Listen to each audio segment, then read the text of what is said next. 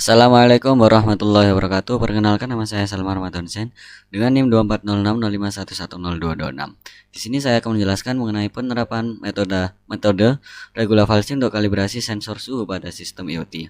Karena seringkali sensor suhu tidak akurat dalam menampilkan suhu sebenarnya, mungkin karena faktor lingkungan atau komponen.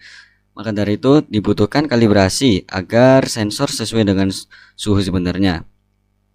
Dengan itu, digunakanlah metode regulasi, yaitu metode numerik untuk mencari nilai koreksi sensor. Tujuan dari penerapan ini ya mengetahui adanya error sensor karena sensor seringkali tidak akurat.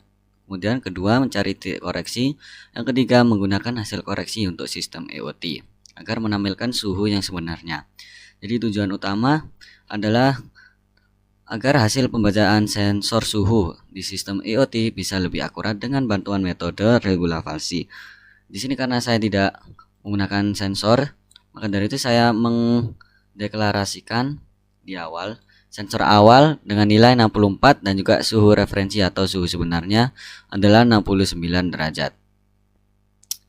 Di sini kita menentukan dahulu hubungan sensor tersebut apakah linear atau tidak linear dengan rumus suhu referensi dikurangi suhu sensor awal. Jika selisih dari rumus itu kurang dari 0, maka digunakanlah rumus B kali TS plus C min suhu referensi, dengan B adalah sensitivitas sensor, C offset kecil.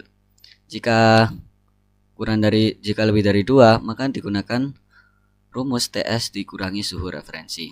Kemudian di sini kita mendeklarasikan atau membuat regulasi dengan tujuan untuk perhitungan yang diulang-ulang hingga hasilnya mendekati suhu referensi.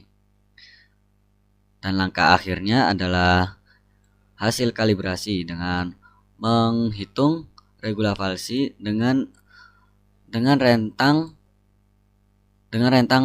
perkiraan suhu di sekitar kita 30 derajat hingga 70 derajat.